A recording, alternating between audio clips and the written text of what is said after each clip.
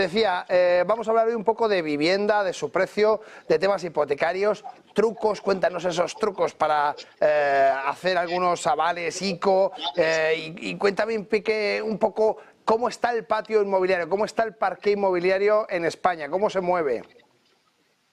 El parqué inmobiliario es, como decía esta mañana el líder en El Economista, es una olla a presión. O sea, hay que tener mucho cuidado porque el precio de la vivienda en el semestre, vamos, ni es que ni segundo, después del verano, entre que en septiembre van a salir los avales ICOs del gobierno, el de la Comunidad Valenciana, el de la Comunidad de Madrid, la bajada progresiva pero consistente del Euribor, se va a disparar el precio de la vivienda en el último semestre de 2021, que cuidado.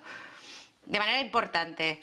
Que me quedo con esta frase, se va a disparar el precio de la vivienda en la segunda parte de 2024 hasta las nubes. ¿Va a suceder lo mismo en Europa? ¿Va a suceder lo mismo en Estados Unidos? A ver, en Europa no ha crecido. Yo creo que España, junto con Italia, es de los países más consolidados a nivel europeo en lo que es la compra de la vivienda. Piensa que en Europa, en 2023, en algunos países llegó a caer de manera importante el precio, como puede ser Alemania o Suecia, y la media estuvo en una caída, en un retroceso del 1,23 en 2023. Entonces, porque, por ejemplo, en España, pese a la subida de tipos, llegamos a un crecimiento del modesto, entre comillas, 4%. En Europa va a crecer el precio de la vivienda, pero no como en España. Y desde luego los inversores inmobiliarios esto lo tienen muy claro también. ¿Cuáles son esos factores que están afectando al precio de la vivienda, Montse? Bueno, lo primero de todo es que no se está construyendo. Piensa que hay una necesidad latente en el mercado de 200.000 viviendas y se están construyendo 80.000. Luego que el 8% de las personas quieren comprar frente a un 16% que quiere vender, por lo tanto hay un desequilibrio de demanda muy importante. O sea, no es que estamos hablando de muy superior. Entonces también lo que nos encontramos es que hay falta de obra en construcción, no hay liberización, y me vuelvo a liar como la última vez que estuvimos con el suelo.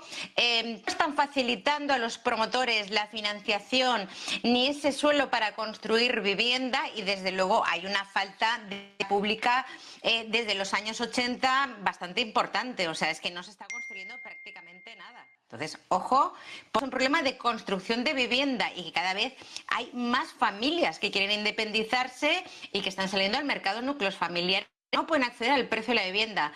Si ya contamos entre la ley vivienda y los ICOs, va a ser un descabarat este segundo semestre. Háblame un poco de los ICOs, Montse. Cuéntame qué es exactamente esos ICOs que están entrando en juego en este momento, cómo nos afectan y cómo podemos aprovecharnos de ellos. Bueno, pues a ver, el ICO del gobierno que se anunció hace año va a entrar en vigor oficialmente en septiembre. Ya se han adherido más de 60 entidades bancarias, se han adherido prácticamente todas. Por lo tanto, se va a poder acceder al 100% con los requisitos de ser menor de 35 años o tener hijos, podrá con parejas. Hay un precio máximo por comunidades y hay un tope máximo por individual de 37.800 euros bruto, 4,5 puntos el IPREM. Sin embargo, las ayudas de la Comunidad Valenciana y de la Comunidad de Madrid, que han salido oficialmente en apenas una semana, van a facilitar el acceso a la vivienda muchísimo más que el ICO del gobierno. Concretamente, en la Comunidad Valenciana el precio tope de la vivienda va a ser de 277.000 euros. Recordemos, con el aval ICO del gobierno son 250.000. No hay límite de ingresos, mucho cuidado aquí, y el tope es los 45 años. Ojo, engloba muchas personas que no podían acceder con el aval ICO. Y en la Comunidad de Madrid el precio tope de vivienda son 390.000 euros frente al ICO, que son 325.000, y luego amplían a 40 años y amplían al 100%. Además, es una medida que ya está funcionando y que ya se han firmado 1.300 hipotecas, o sea que es que está en vigor y está funcionando. Toda demanda que está ahí como retraída y comedida del mercado por la subida de tipos, si ahora le añadimos la baja de y por ende todas estas ayudas que van a favorecer que muchas familias que no podían acceder a la compra de la vivienda puedan acceder ahora, será. Vale, Montse, entonces si yo lo he entendido bien, hasta los 35 años me van a dar un préstamo del 100% y ¿Correcto? voy a poder pagar hasta en 40 años.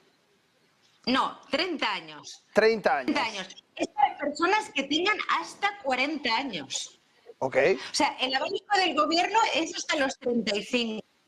El aval que hace la Comunidad de Valencia o el Instituto Valenciano de Finanzas es hasta 40 años, o sea, 5 más. Y en la nueva ayuda de la Comunidad de Madrid, que la ha ampliado, que ya estaba en vigor, será hasta los 45 años.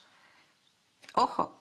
Si yo tengo 45 años y quiero comprarme un piso, puedo pagarlo hasta en 30 años. Eso sí, ¿verdad? Sí, Y con el 100% del valor de la vivienda. ¿Cómo será? ¿Catastral o de mercado? En un principio será el valor de compraventa. O sea, el valor que figura en el contrato de compraventa, ¿no? Es literalmente el valor de mercado. Entiendo que no entran los gastos de notaría, impuesto de transmisión patrimoniales, IVA o cualquier otro impuesto, ¿no? No, Vale. pero bueno, que ya es una ayuda importante. Piensa que la banca 80, ¿eh? No, totalmente. Si recordemos que es que nosotros antes se pedían préstamos de hasta el 120% del valor de la vivienda para cubrir los gastos, la reforma, el coche nuevo y el otro de la pareja también. Y claro, nos pegábamos 25 o 30 años pagando esa reforma, esos coches que no teníamos ya desde hace 15 y seguíamos pagándolos dentro de todo eso. Esto nos llevó a una crisis inmobiliaria terrible, fue una auténtica hecatombe que asoló con la economía de muchísimas familias y que en definitiva, bueno, pues los bancos lógicamente tiraron del freno de mano, se dieron cuenta de que no era sostenible y por eso ahora nos encontramos en situaciones tan restrictivas que, como vemos, de nuevo empiezan a abrir la mano hasta el 100% con ayudas, como nos estás contando, estatales y a través de los ICO. Cuéntanos un poco, ¿qué trucos internos de la banca podrían ayudar a los compradores de vivienda a obtener lo que necesitan? A ver, lo primero de todo es que la banca tiene una necesidad de financiación muy importante porque en 2023 se amortizaron miles de millones de euros, tanto en amortización de hipoteca como en cancelación. Entonces, lógicamente, afectó a unas entidades más que a otras. Entonces, el truco está, lo que pasa que, ojo, porque hay muchas que tienen necesidad de financiación, pero una vez que tengan cubierto esa necesidad de financiación, aumentarán los tipos de interés. Entonces, este primer semestre ha habido una guerra hipotecaria en la que han bajado de manera muy agresiva los tipos, primero porque necesitaban financiación y segundo porque había una previsión consolidada de que iba a bajar el Euribor. Entonces, este segundo semestre va a ser muy importante. Banca le va a interesar dar ese 90, 95, 100% porque va a prestar el dinero mucho más caro. Y las exigencias de riesgo van a ser más exigentes. Entonces, le están prestando más dinero, lo pueden prestar más caro y les va a interesar la financiación. Por eso todos han apuntado al abanico del gobierno. Entonces, si tú eres un cliente que puedes negociar una hipoteca por debajo del 90% o al 85%, muchísimo mejor que si es al 90%. Y sobre todo con la banca no hay que dejarse engañar por tipos de salida en las relaciones competitivas. Hay que mirar y negociar siempre las vinculaciones y las bonificaciones de cada hipoteca.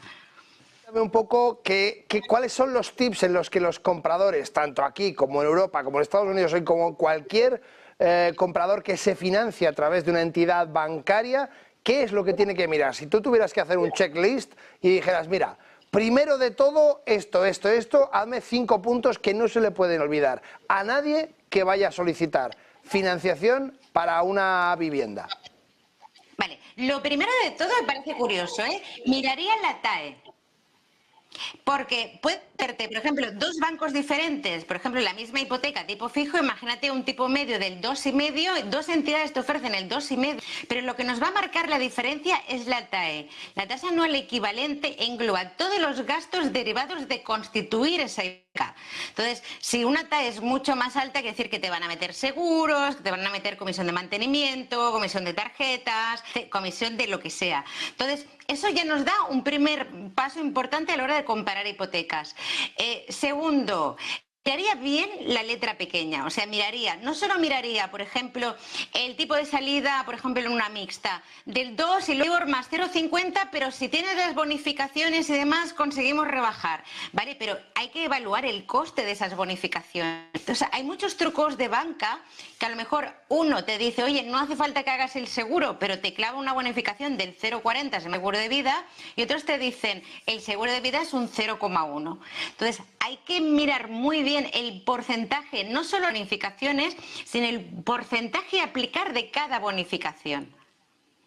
No sé si me explico. Sí, sí, perfectamente. Es vital. Es que a lo mejor contratar una hipoteca al 2,40 fijo no te interesa y te interesa muchísimo más contratar una al 2,55 sin vinculaciones o con nómina y seguro del hogar. Porque hay algunos que te ponen muy competitivas, pero luego te miras la letra pequeña y tienes que hacer un fondo de inversión. O sea, si incurres en gastos, una alarma y demás, si incurres en gastos, tienes que tener muy claro que esas bonificaciones es porque las necesitas, no porque el banco te obliga. Nunca tiene que ser un impuesto revolucionario. A día de hoy ya salió claramente que los seguros que hagamos no tienen por qué ser aquellos que nos diga el banco, sino que podemos elegir nosotros la entidad aseguradora. Aún sigo escuchando a mucha gente, sí, sí, eso es verdad, Javier, pero el primer año no. Tienes que tragar con lo que te digan. Tiene dos motivos.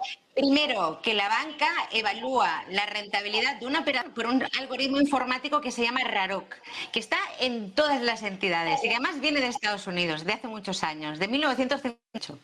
Entonces, este RAROC, si en la maquinita la persona que está evaluando la operación para darte los tipos de interés pones a contratar un seguro de hogar y un seguro de vida, pueden negociarte una mejora de condiciones. Entonces, si tú cumples con ese requisito un año, la máquina lo da por válida al departamento de riesgos también y por ende pueden darte esa mejora de tipos de interés. Entonces, no es que el banco sea en sí mismo, pero sí que engañan a ese algoritmo informático para calcular el margen de esa operación. Entonces, muchas veces te dicen, oye, yo te bajo el tipo, ese seguro de hogar o ese seguro de vida un año y luego ya lo quitas.